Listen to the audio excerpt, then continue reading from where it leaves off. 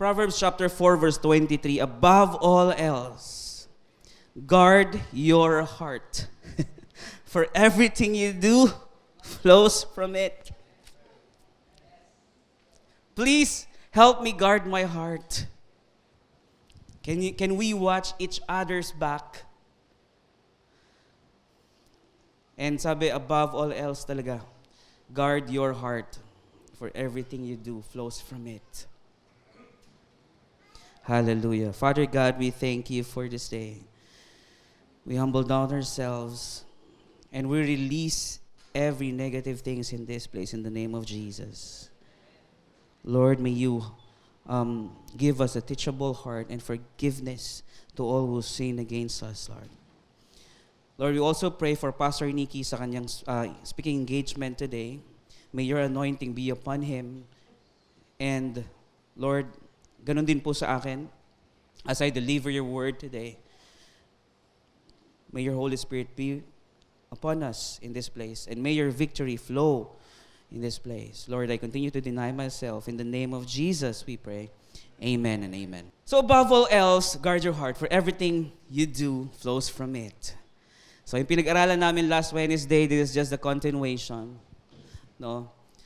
One of the greatest misconception about leadership, no, to those, no, na wala dito nung Wednesday, I just want to reiterate this words and pointers para at least hindi man kayo nakanood nung preaching sa YouTube this week, at least hindi kayo mangapa, no, for the next 3 pointers na pag-aaralan natin ngayong umaga.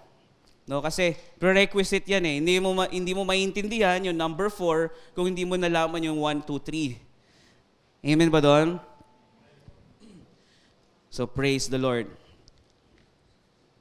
One of the greatest misconception about leadership is that leadership, akala natin, begins when people started following you. Amen? Leadership is not about how many people are following you. No? Leadership starts from within. Amen? It starts how you lead yourself to the purpose and to the goal or dream, vision na pinapagawa or ibinigay sa atin ng Panginoon. Amen? Because God never created man merely to be managed. Kasi ang sabi niya, you should be the head and not the tail. Diba? Yun mismo sinabi niya eh. We should be the head and not the tail. Pero hindi naman ibig sabihin, lahat tayo boss na.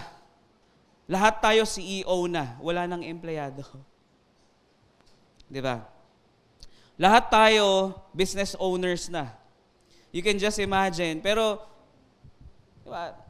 Well, whatever the will of the Lord in our lives, pero we should be the head, not the tail. Pero mamaya sasabihin natin, ano ba yung deeper meaning about doon sa word na yon?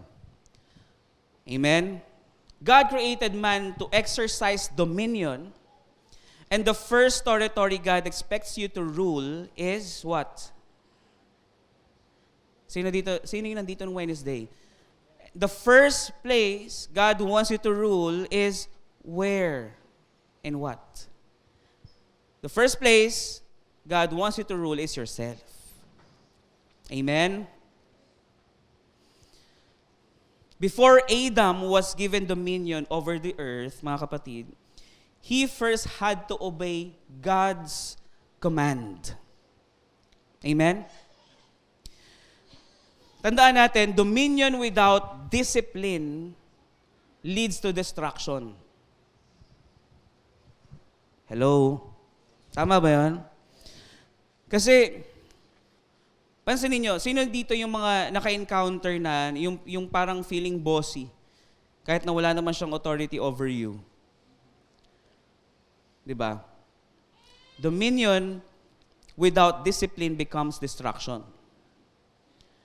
If you don't have discipline, because you cannot give what you don't have. Hindi mo kayang or hindi mo pwedeng ibigay yung mga bagay na wala ka. Amen ba doon? So leadership is not about controlling people. Remember this, mga kapatid, it's not about, again, pwede ba ulitin natin sabay-sabay? Leadership is not about controlling people.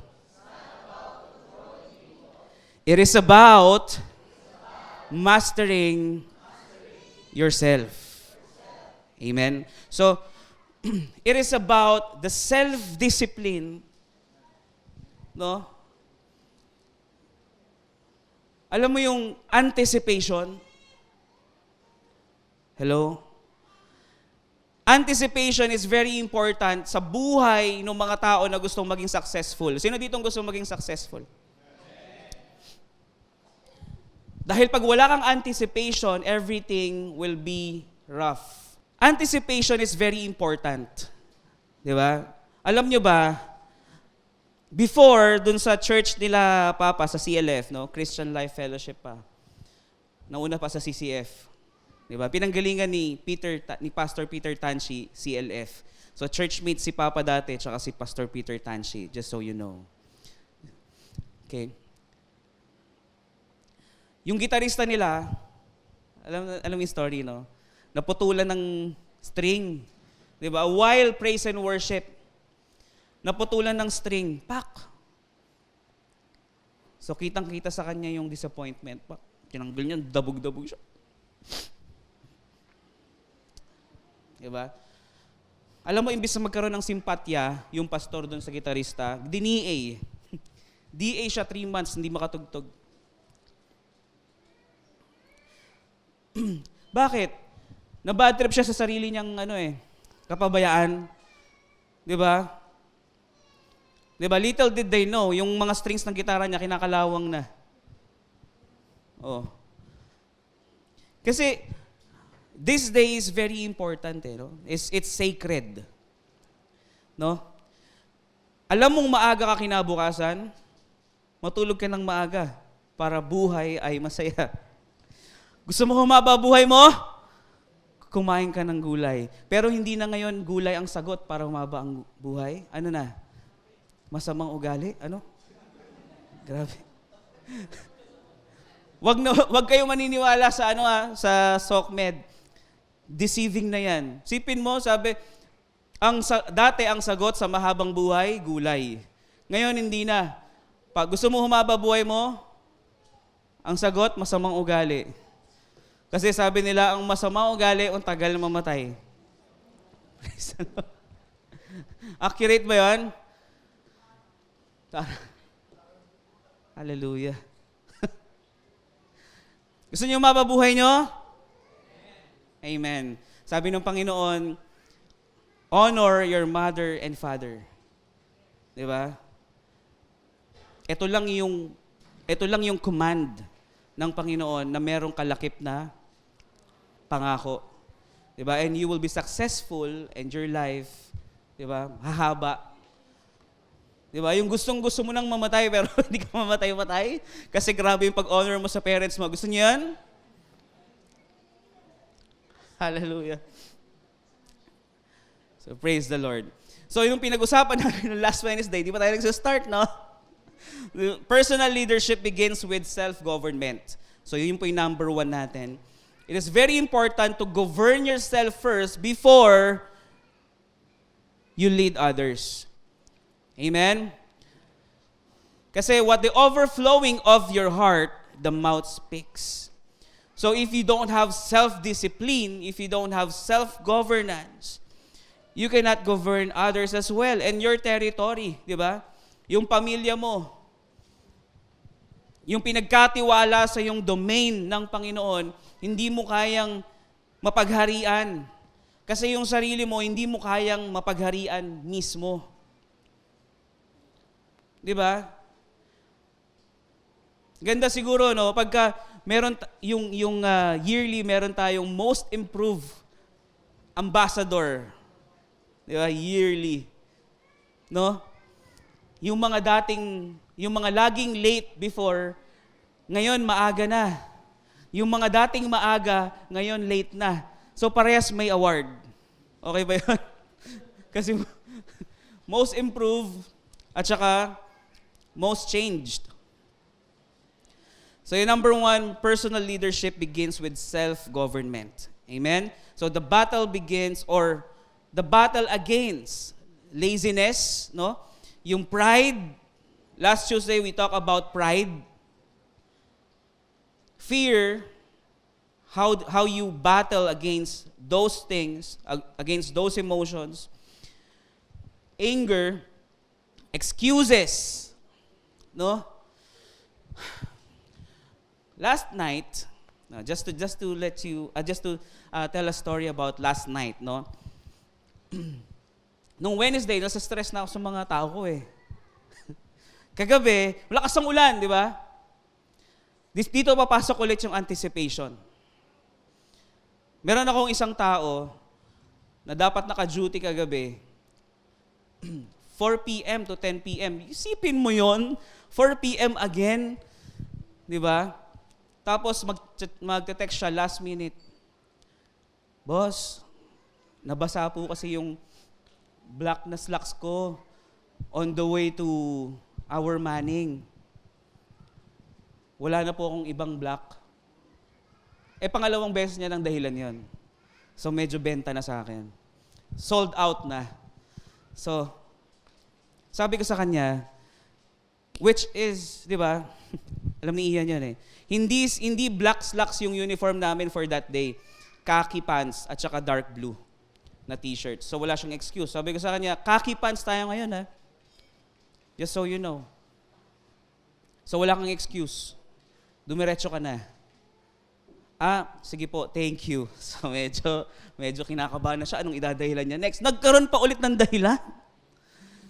Boss, pastor, tinawag na akong pastor. Para matouch niya yung forgiving heart ko. Next time talaga, hindi na akong papakilalang pastor eh. So, wala na po pala akong dark blue na t-shirt. Wala din pong dark blue na nadala yung mga katrabaho natin, yung mga ka-team natin. Di ba? Sabi ko, black polo shirt, pwede na. Hindi na nag-reply. Hindi na nag-sin. So, alam mo, magsabi na lang ng totoo na masarap matulog kasi ngayon. Bawi na lang ako next Manning. Alam mo sa iba, magsabi ka last minute, tanggal ka. Ang bait ko kasi. Di ba?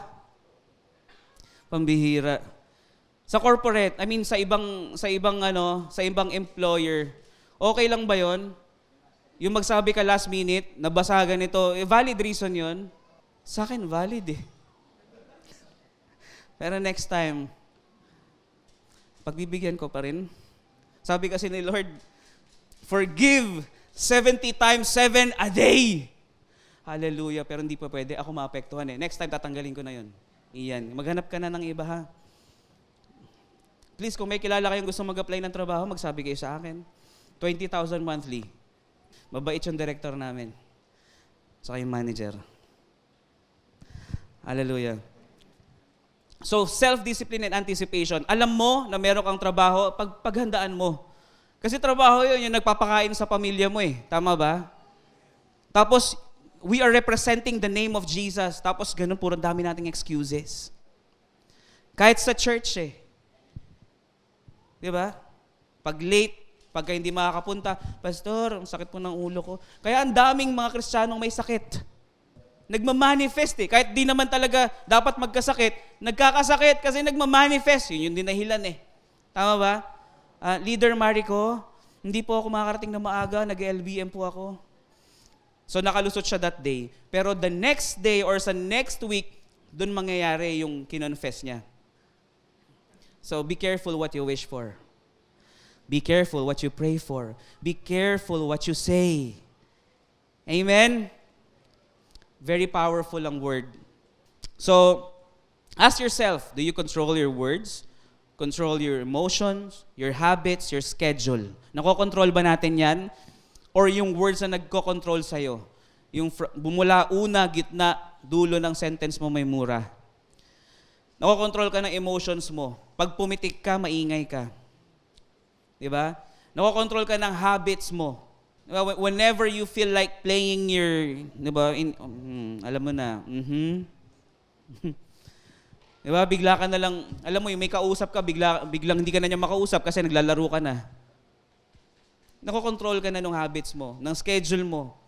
You should control your, everything in your life. I-controlin natin. Tama ba yun? Kasi if you can manage and govern yourself, the anointing of God will be with you. Kasi those who can be trusted with little can be trusted with much. Kaya hindi dumarating yung malaking provision and blessing sa buhay natin. It's because we cannot manage ourselves. Yung paggising ng umaga pa lang hindi na natin makaya Diba? Sino ditong galing sa Gimikan kagabi? Ha? Dito agad nakatutok no? Pero mukhang hindi naman pumunta no? Galing ba kayo sa Glenmore? Hindi naman. So praise the Lord. At least you manage, no? Not to go para makapagsimba ngayon. Praise the Lord. Mamaya sa cafe. Let's have a fellowship. So your character determines your leadership capacity. Amen? So ano bang character mo? Hindi porket talented ka, hindi porket gifted ka, you can contain or you can maintain the opportunity. Amen? Kasi kahit na sobrang gifted ka, ang galing-galing mo, pero yung character mo sablay, definitely you will be demoted Tama ba? Skills may attract promotion, but character sustain promotion. Amen ba doon? Si David, naging hari siya because of his heart. Di ba? Long before his crown. Hindi yung skill niya, yung nag-promote sa kanya, but his heart. Because David is the man after God's own heart. Amen? Kuwang-kuha Alam niyo ba, trivia lang, no?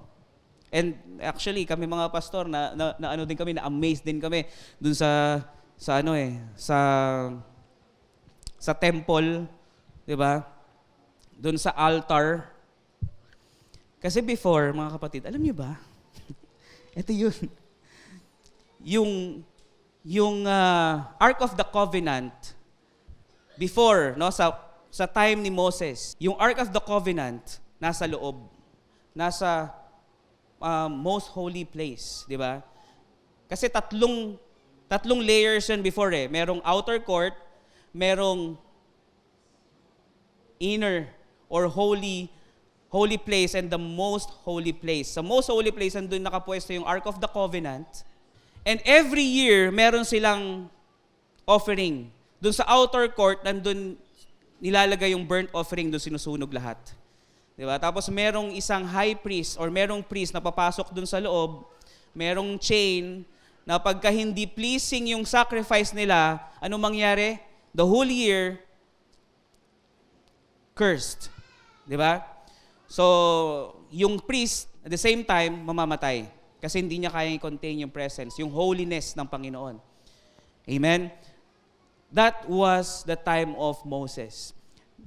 When the time of David came, yung Ark of the Covenant or the altar, open na siya. Nasa isang tent lang siya and open na siya for everyone. Solid, no? Gaya ngayon, open ito for everyone. Yung presence ng Panginoon hindi pinagdadamot. Lahat tayo first hand, we can experience the presence and the holiness of the Lord. Amen? So, that's why we need to manage ourselves not to be a distraction to others. Amen? So, yung skill, okay yan. Pero yung character, amen? Kailangan sobrang solid. But the fruit of the Spirit is love, joy, peace, forbearance, kindness, goodness, faithfulness, gentleness, self-control. If you can control yourself, di ba? Hindi naman porket may love, joy, peace ka, hindi nakasama yung self-control. Di ba? Hindi po yan tinitingi-tingi. Yan po ay isang prutas lang. Kung ayaw nyo ng may S, pruta.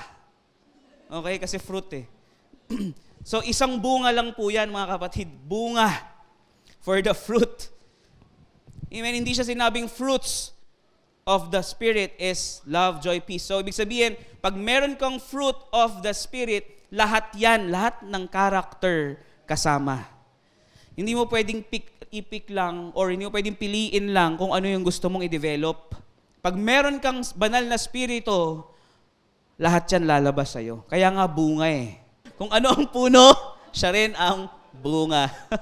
So number 3, mga kapatid, personal leadership requires vision.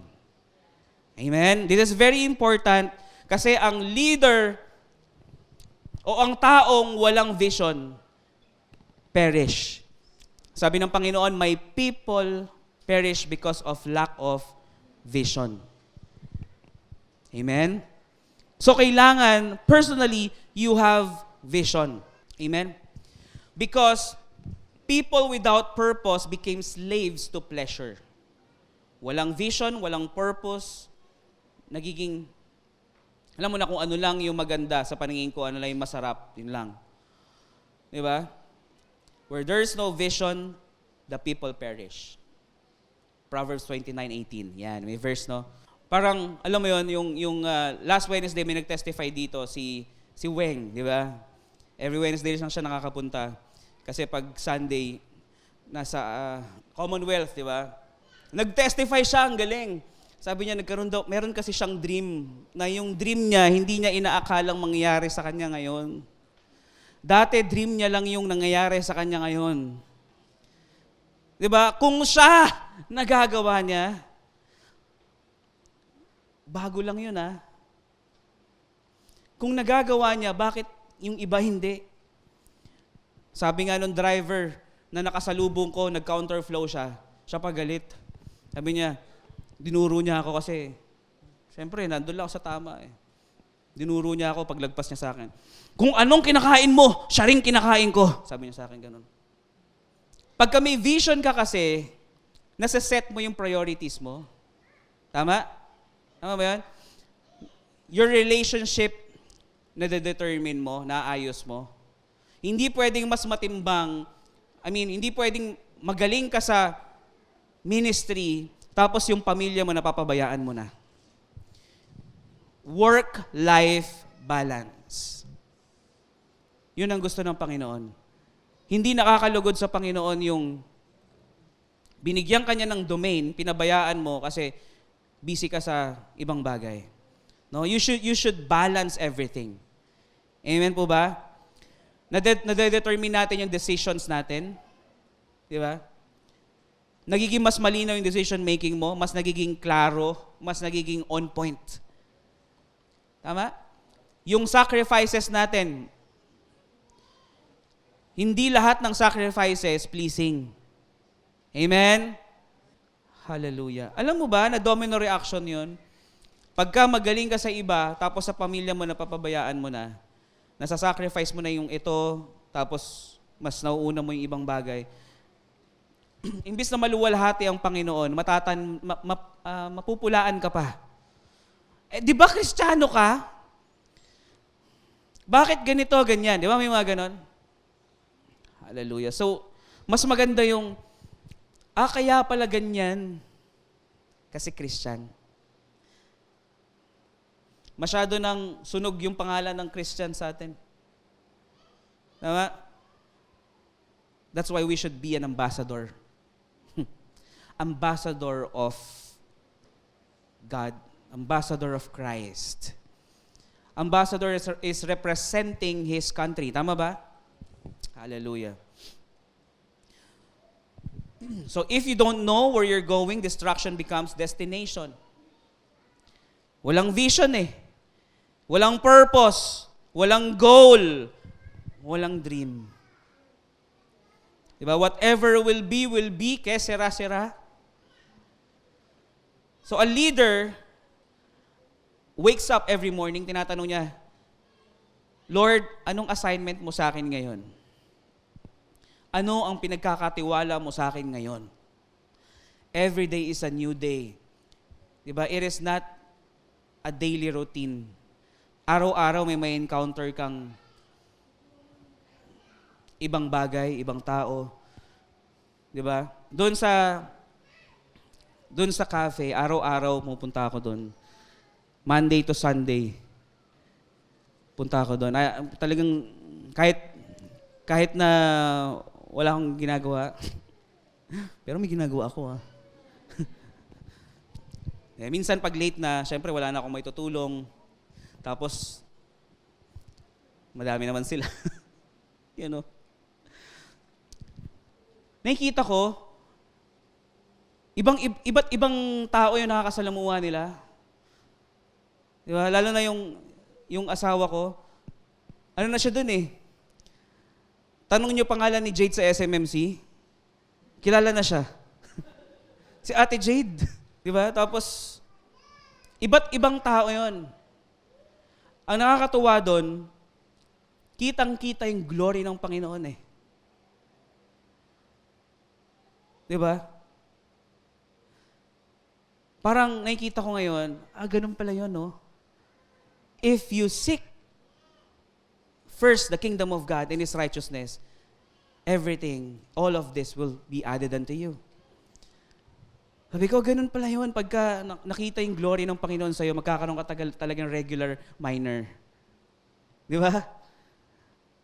Kila PK, may nagpapadala pa ng food habang nagla-live sila.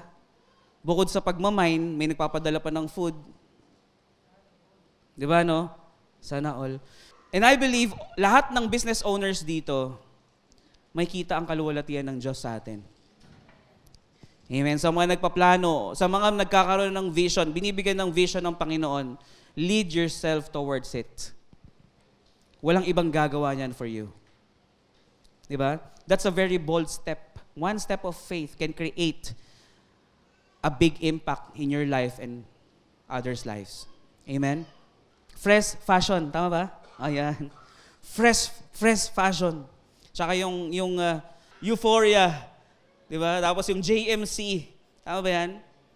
Lahat ng mga negosyo dito will be blessed and the glory of God will be seen upon those business in the name of Jesus. Just do these things. Lead yourself. Amen? So proceed na tayo sa continuation, mga kapatid. Part 2 ng ating personal leadership seminar. Number 4, discipline is the bridge between vision and reality. Yan. So kanina, binibigyan tayo ng vision. Ano daw yung key? Ano daw yung bridge between vision and reality? Yan. Purpok. Yan. Purpok kayo dyan. Alam niyo yun? Perfect. Yan. So everyone has dreams. Tama? Lahat tayo merong pangarap. Sinong may pangarap? Amen. Yung hindi sumagot, bahala kayo dyan. Lahat may pangarap, pero konti lang yung may discipline.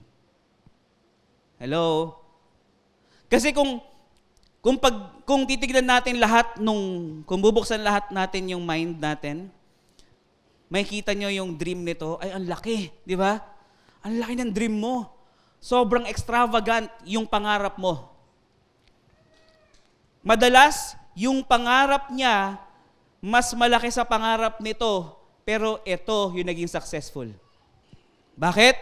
Kasi ito may discipline, ito puro pangarap. Hello? Kaya nga may kanta, pangarap ka na lang ba o magiging katotohanan pa? Bakit? Diba? Hallelujah. Discipline is doing what is necessary even when you don't feel like doing it. You don't feel like going to the gym, pero pumupunta ka pa rin, nag-workout ka, kasi meron kang dream body. Tama? Meron kang, nakita mo na, sa isip-isipan mo lang, inedit mo na sa AI. Di ba? Ito pala yung maging itsura ko. Di ba? Ito pala yung maging itsura ko. Pinaprint mo, nilagay mo dun sa salamin. Para tuwing magsasalamin ka, uy, ito pala yung itsura ko pag naging ano ako. I will go to the gym kasi meron akong dream body. At dapat magawa ko to. Ito yung goal ko. Sa October, kailangan ganito na. Kasi nasa Boracay kami. Pambihira, no? Self-discipline is the bridge between vision and reality. So, hindi magiging realidad yung vision na meron ka kung hindi ka kikilos ngayon. At kung uumpisahan mo, siguraduhin mo na tatapusin mo. Kasi kung uumpisahan mo lang at magaling lang tayo sa umpisa, hindi mangyayari yung realidad ng vision na binigay sa iyo ng Diyos. Maraming nagtataka, kahit na hindi mananampalataya, maraming na-amaze. Dati pangarap ko lang to eh. Di ba? Dati panaginip ko lang to. Hindi ba kayo nagtataka? Bakit kayo nagkakaroon ng panaginip? Bakit kayo nagkakaroon ng vision? It is not from you, it is from the Lord. Pag na-imagine mo, ibig sabihin, that's for you. Ibinibigay sa iyo ng Diyos yung picture kung ano yung para sa iyo. Parang tatay at nanay sa anak. Tama? Pag ikaw ba umu-order sa Shopee, puro words lang? Puro letters lang? Hindi. May picture. Tama ba? So, nai-imagine mo na, pag in-order mo yon, pag chinek out mo yon, yun ang inaasahan mong darating sa'yo. Amen? Sino ditong mga visuals? Yung pag nag-aaral, gusto nila yung may nakikita. Di ba? Yung may pinapanood. Sino dito yung mga magagaling mag-imagine kahit nagbabasa lang ng libro? Yun ay imagine nila yung senaryo. Di ba? Pagbanggain mo yung dalawa, it will become Earth. Big Bang Theory. Ito yung diniklara ni Paul. Alam niyo ba to? 1 Corinthians chapter 9 verse 27. Sino nakakalam nito? I discipline my body and bring it to subjection. Hindi dapat yung katawan natin yung kumokontrol sa atin. Di ba? Natipong pag nakaramdam ka ng lamig dahil umuulan, ayaw mo nang gawin yung mga dapat mong gawin today. Hello? Tama? Kasi isang araw lang ang mawala sa'yo, ang laking delay nun sa vision na binigay sa'yo ng Diyos. Alam mo, pag nagbubuhat ka, pag nag-gym ka, tapos sumakit yung katawan mo, kailangan mo sundan eh. Di ba? Kasi pag hindi, at nawala yung sakit, nagbuhat ka ulit, masakit ulit, di wala na, hindi na ma-develop yan. Though may rest naman yon para mag-heal yung mga muscles. Pero kailangan mo sundin yung program. Tama? So kung may nakaset ka ng schedule today, at ang naka-hindrance lang naman sa'yo ay yung katam. Di ba? Labanan mo. Labanan mo ang tukso ng kama. Bumangon ka para sa bayan. Hallelujah. Alam mo, sa kahit anong development, kailangan may sinusunod kang programa. Tama ba? Lahat ng development, lahat ng goal, lahat ng direction, merong steps and program. Amen? So, successful leaders don't wait until they feel inspired. Hindi mo kailangan ng motivational speaker. Hindi mo kailangan ng inspirational words for you to get up and work. Amen? Pag may vision, act on it. Kailan lang ba na-invento or kailan lang ba nauso yung mga inspirational speaker at saka motivational rise? Di ba? Noon, wala namang ganun eh. Tama? Yung mga sinaunang successful na tao dati, nagkaroon sila ng disiplina. Amen? Discipline, kasama na dyan yung sinasabi ko nga, delayed gratification. So they act because commitment is stronger than emotion. Deny yourself. Amen? Kailangan mas matindi yung commitment mo, mas matindi yung dedication mo kumpara dun sa emotion na meron ka. Amen po ba? Because small details counts. Yung small daily discipline mo produces extraordinary lifelong result. Amen? Isipin mo, wala kang man nakikitang nangyayari ngayon, definitely, magkakaroon ng result. Tama? Hindi naman porket nag-gym ka ngayon, kinabukasan, macho ka na. Tama? Hindi porket nag-driving lesson ka ngayon, kinabukasan, F1 racer ka na. Walang ganon. Tama? Yung mga estudyante, ang tagal ng taon na binuno bagong nakagraduate nadagdagan pa ng K-12. Tama? Kami nga noon 4 years, 6 years, 4 years, 4 years. Inip na kami. Di ba, wala pang K-12. Ngayon pa kaya may K-12 na. Pero discipline, di ba? Binubuno natin yon dahil pag hindi natin ginawa, yari tayo sa parents natin. Pag hindi tayo nag-aral. Tama ba? So, lahat tayo, we need to undergo the discipline. Amen? So, hindi mangyayari yan if you don't lead yourself. Tap mo yung sarili mo. Let's go. So, number 5, mga kapatid, you cannot lead others beyond where you have led yourself.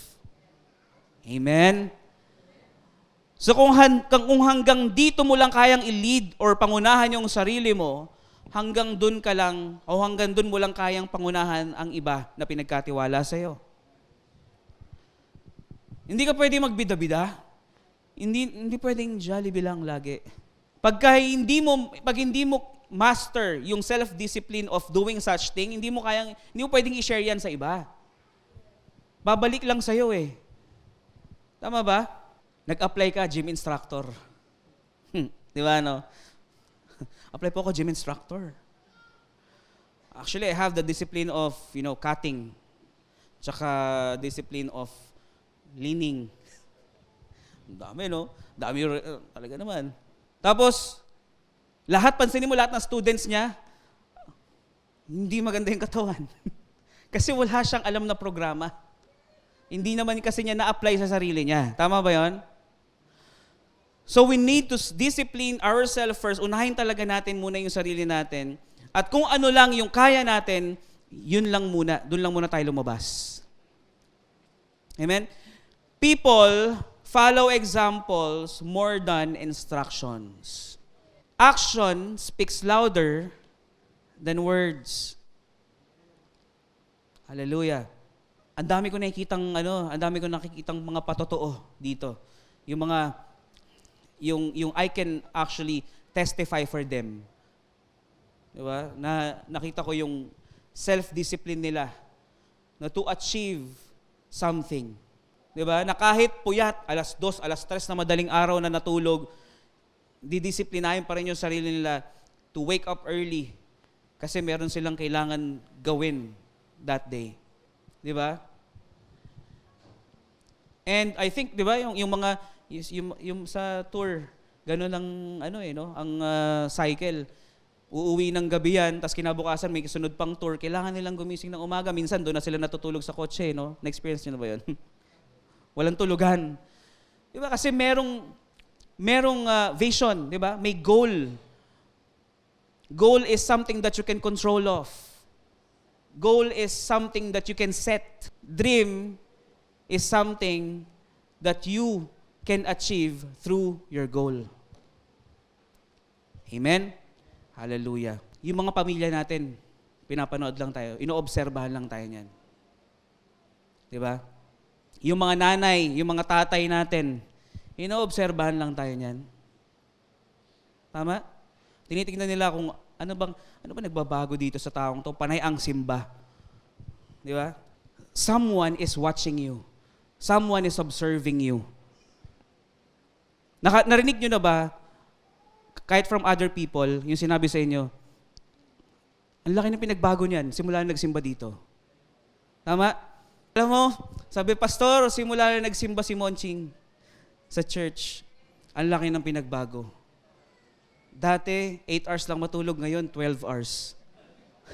Sarap na ng tulog niya, may peace of mind na no? Pero laki na pinagbago niya, sabi, no? Ang sarap pakinggan tama ba? Kesa yung, ang tagal-tagal mo nagsisimba, hindi ka pa rin nagbabago. Sino may gusto ng ganon? Pili lang kayo sa dalawa. In life, we only have 2 choices, as always. Pumili tayo. No? Your church watches you. So, mas maganda yung action muna before you speak. Amen? Mas maganda yung nakita muna nila sa'yo before you give it. Amen? Yung mga anak, our children imitates us. Kaya natutuwa ko dun sa mga bata na ang sweet. Diba? Kasi ibig sabihin, yun yung reflection ng parents nila. Tama? Sila Sam and si Pia, ang sweet pag dumarating dito. Hello po, Pastor Lucky, you're so guwapo. Ay, grabe. Yung tinuturuan nyo, no? Grabe yung, yung orientation. Diba? Pero pag nakita mo yung bata, laging bigla na lang nanununtok. Diba? Yung wala namang ginagawa yung katabi, biglang ganun. Siguro yung nanay niya o yung tatay niya, kapag nanonood sila ng TV, biglang magigigil. Yung, gano'n din bigla. O siguro sometimes, wag natin sisihin yung parents, sisihin natin yung games nila sa iPad. Di ba? Minsan yun din yung nakaka-deceive sa kanila Kaya nga parents, you should watch your kids. No? The greatest sermon, mga kapatid, or the greatest preaching that you can do to others is our lifestyle. Amen? A disciplined lifestyle is a big impact into others' lives. Amen po ba? Nakakatuwa yung mga yung mga grabe yung self-discipline to achieve their goals and to achieve their dreams Tama? Makikita mo, nagtitiis sa maliit na bagay muna ngayon kasi malaki pala yung hinahanda nila. Magugulat ka na lang, grabe nakabili ng ganun yon. Yung kotse niyan, yung maliit. Yung paa lang yung kasya. Tapos ngayon nakabili ng yung sasakyan na naman bago. Di ba? Surprise them with your discipline, di ba? Kaya nakakatuwa Kita ko si Jem, may bagong car, regalo sa kanya ni Del. Uy, sweet naman. MG. Ibig sabihin, maganda. Di ba? Ganda, may sunroof, moonroof, panoramic. Nagugulat ka na lang bigla no? Alam mo, meron bang nagulat ng hindi bigla? Lahat So magugulat ka na lang talaga. Surprise them with your self-discipline. Amen po ba? Credibility begins with integrity. Na kahit walang nanonood sa'yo, kahit walang nakatingin sa'yo, you are working properly. Diba? If you work for man, work in heaven's name. Wag yung magtrabaho ka lang base sa bayad sa'yo. Diba? Kasi one day, you will also become an entrepreneur or, an employer of your own business. Tama? At gugustuhin mo din na yung empleyado mo, kumikilos, minsan may extra mile. Diba? Kasi hindi lang naman yung tao nanonood sa'yo, hindi mo lang boss yung nanonood sa'yo. Especially, and most especially the Lord, makikita niya kung paano kanya pagkakatiwalaan based on your integrity and yung character. Anong klaseng character meron ka? Wala naman nakakakita sa akin mag-cellphone muna ako. Di ba? Nakaka-stress yung mga yung mga tindero o mga tindera sa Hindi ko naman nila lahat, pero some of them, yung mga nasa stall yung halimbawa basta yung sa potato corner, di ba? Hindi ko naman sinasabing lahat ng potato corner, Pero yung iba, excuse me, pabili po ng Anong size? Parang galit pa, no? Anong size? Yung gusto mo sanang bumili ng Tera, pero yung regular na lang. Yung regular na lang para matapos na agad. Ayoko makita yung pagmumukha mo. Di ba? Yung may bibili na, pero bad trip pa sila. Kasi bakit? Hindi naman kanila yun eh. So hanggang dun lang siya. Tama? Pero makikita mo, yung mga joyful doon sa mga pinagkatiwala sa kanilang maliliit na bagay, sila yung mga nagkakaroon ng mas malaki pa. Kung sinong gusto maging successful, maintain your character like this. Amen? Diba, yung tipong kahit masungit yung customer mo, ano po yarn? Ano po yarn? Diba? Dapat, laging nakasmile. Kahit pagod ka na, nakasmile ka pa rin. Pansinin mo, lagi kang babalikan. Ito, yung asawa ko kahit late yan. Pag nasa shop yan, lagi nakangiti yan. Welcome po. Kaya yung mga customer, siya, talaga naman, pag nakita siya, Ate Jade, so smile always. Kahit walang nakakita sa'yo, hindi ka nakikita ng boss mo, hindi ka nakikita ng manager mo, magtrabaho ka. Doon tinitignan ng Diyos kung kaya ka niya ng pagkatiwalaan. Dahil pag binigyan ka niya ng malaking provision, pero hindi mo kayang i-handle, it will just destroy you.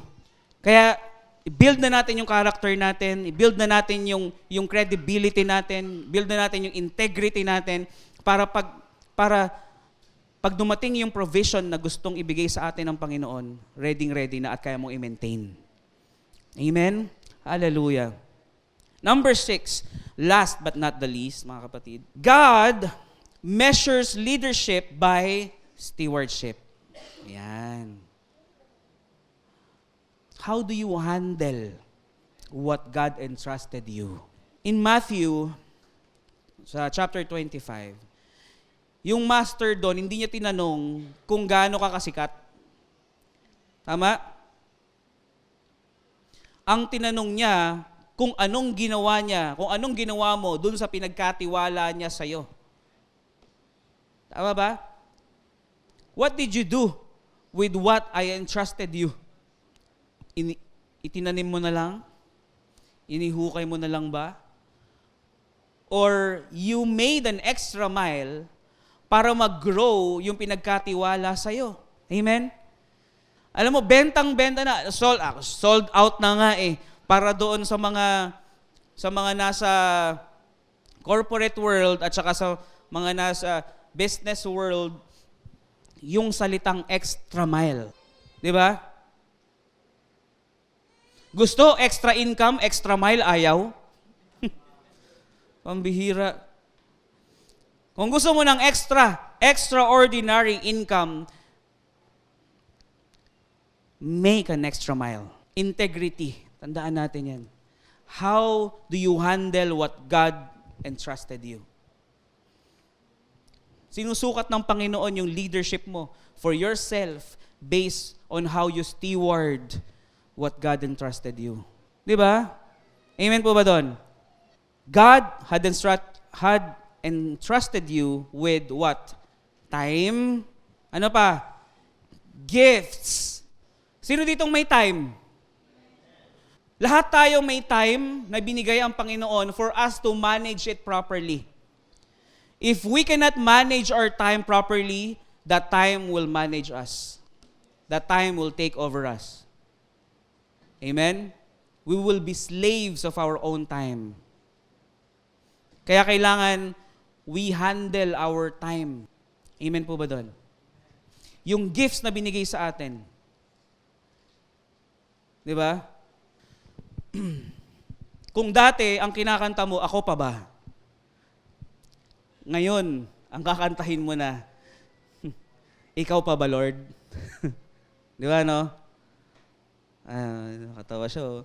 Kasi, ano yun dyan? Ako pa ba? Di ka na mawala. Hallelujah. Sa puso't isip ko. Kanta niya na kay Lord ngayon yun. Na-in-love. Pag na-in-love ka sa Panginoon talaga naman. You will definitely learn how to manage your time, your gifts, your relationship, your opportunities, di ba? Finances and influence. Tingnan mo ngayon yung mga influencers, ang dami ng influencers na naghahayag ng salita ng Panginoon, no? Yung mga dating hindi mo ma-imagine na magiging Christian influencers. Di ba? So, yung mga kasama ko dito na umattend ng worship, ano ba yun? Worship mentoring. Ano pangalan? Si Pastor Rodel, di ba? Yung kasama nila, Pastor Ruther. Napanood ko nga. Yung standby sa looban. Yung kasama nila, pangalan nun? Si Manoy, di ba? Hindi naman ganun content dati nun eh. Pero ngayon, Christian content na, nakaka-affect sila ng buhay ng mga tao. Tama ba? So if you can manage your time, your gift, your relationship, your opportunities, your finances, your influence, it will make a big impact sa mga nakapaligid sa iyo. Amen? Hallelujah.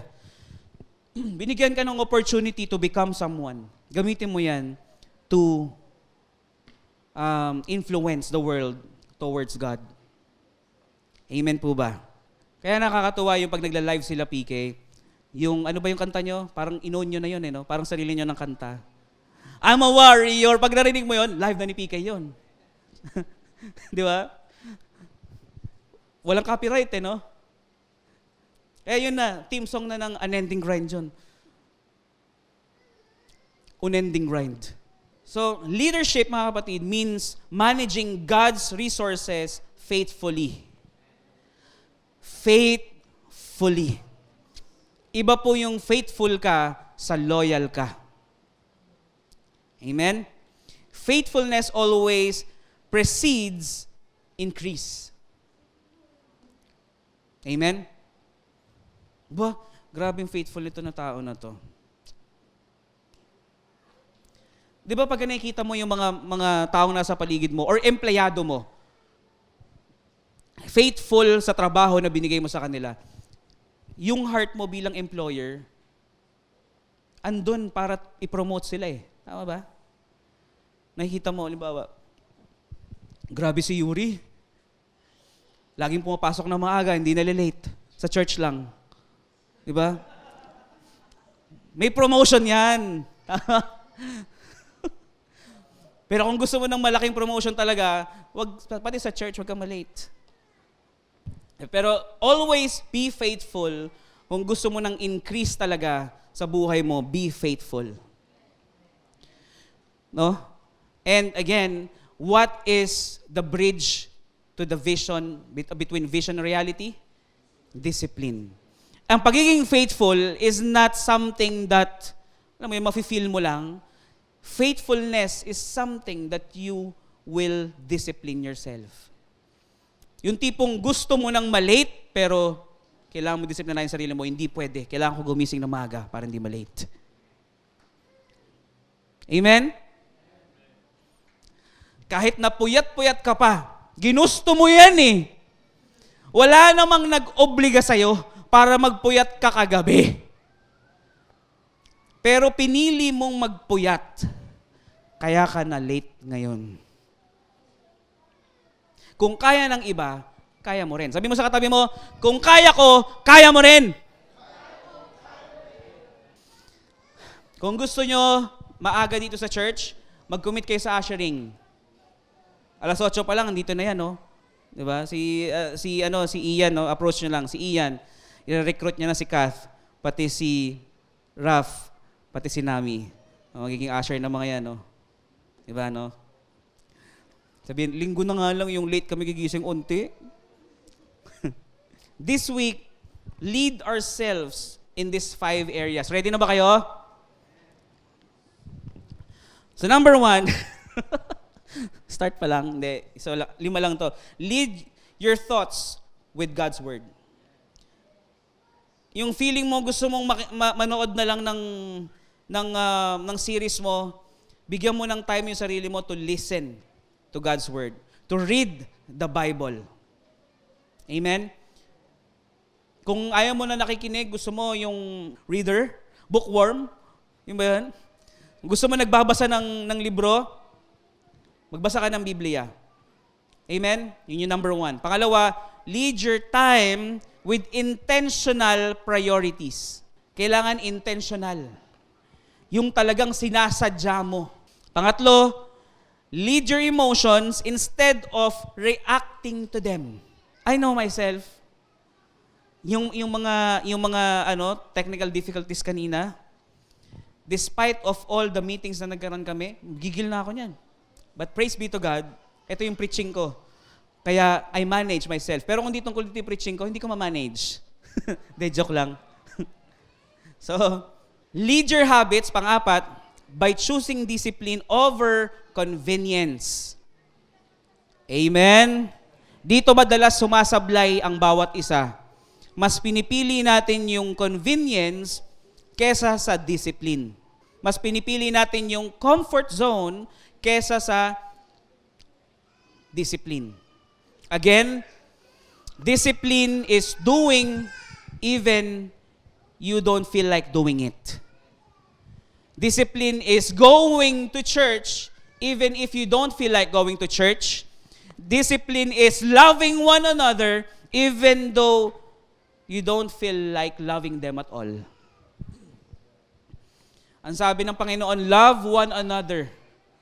Di ba? Sa pamamagitan nito, malalaman nila na kayo ay aking disipulo. Amen? Hindi mo kailangan magsalita ng sobrang daming haba-haba ng words at saka ng kung ano-ano, pero wala kang love. Hindi ka identified as a disciple of Christ. Amen? Lead your spirit through prayer and worship. That's 5th. Lead your spirit through prayer and worship. Let us work hand in hand sa spirit. Amen? Hindi yung laging ikaw yung nauuna. So remember, every great public victory begins with a private decision. Gusto mo ng public victory, gusto mo nang makikita nila kung gaano ka victorious in life, mag-umpisa ka sa private decision. Amen? So in conclusion, mga kapatid, dito tayo nagtatapos. Many people are praying for God to give them influence. Pero ang tanong ng Panginoon, can I trust you to lead yourself? Kung hindi mo kayang pangunahan ng sarili mo, then wala kang karapatan to be an influence to others. Amen? Promotion is not God's concern. First concern. Ang first concern ng Panginoon is preparation. He wants to prepare you first before promotion. Amen? You see, before David led Israel, he led sheep faithfully. Sipin mo, tupa yung pinangungunahan niya muna bago yung Israel. So may training ground talaga, no? So before Joseph governed Egypt, he governed himself in prison first. Grabe yung patience na tiniis niya, di ba? So before Jesus began his public ministry, he overcame temptation in the wilderness. At sobrang tindi nun. Lahat ng temptation naranasan niya. So God always develops the leader before revealing the leadership. Kailangan dinidevelop muna. Kailangan ma-develop muna yung leadership sa sarili mo bago ka ma-reveal as a leader. Amen? So the greatest person you will ever lead is the one you see in the mirror. The man in the mirror. Amen? Again, the greatest person you will ever lead in your life is the one who see in the mirror. So, you must start in the man in the mirror. Di ba? Before you make a change, for once, I started in the man in the mirror. Amen? Yourself first. If you can master yourself under God's authority, He can entrust you with greater influence. Amen? When you lead yourself well, you become the kind of person God can trust to lead others. Amen? Hallelujah. May natutunan? Maaari po ba tayong lahat ay tumayo at tayo ay manalangin? Hallelujah. Father, we thank you for teaching us these words, these principles, for us to become, or for us to lead our personal lives, God. Thank you for your vision na binigay sa buhay ng bawat isa. Nang sa ganun ay magkaroon kami ng direction, ng goal sa aming mga buhay. And God, we thank you once again for letting us understand how to lead and have a self-discipline to become successful in life. Lord, today I declare the victory in the life of every individual here in this room. Nawa magkaroon sila ng self-discipline para mangyari at maging realidad ang mga vision na ibinibigay nyo sa amin. And we declare this in the name of Jesus we pray. Amen. Amen.